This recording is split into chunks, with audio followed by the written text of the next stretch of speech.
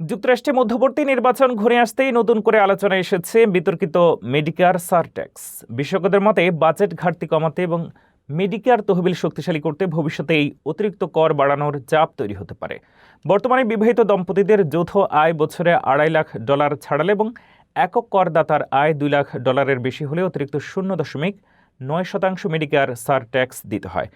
এই করটি 2013 সালে Obama care বা এফোর্ডেবল কেয়ার অ্যাক্টের অংশ হিসেবে চালু হয়। সমস্যা হচ্ছে, অনেক পরিবার আগে থেকে বুঝতেই পারেন না যে তারা এই করের আওতায় পড়েছেন। বিশেষ করে দুই কর্মজীবী স্বামী স্ত্রীর আলাদা আয়ের কারণে নিয়োগকর্তারা অতিরিক্ত কর কাটেন না। ফলে ট্যাক্স রিটার্ন জমা দেওয়ার সময় হঠাৎ বাড়তি করের বোঝা সামনে আসে।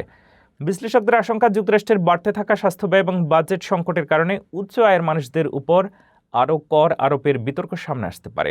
যদিও সমর্থকদের দাবি, মেডিকেয়ার টিকিয়ে রাখতে অতিরিক্ত রাজস্ব প্রয়োজন।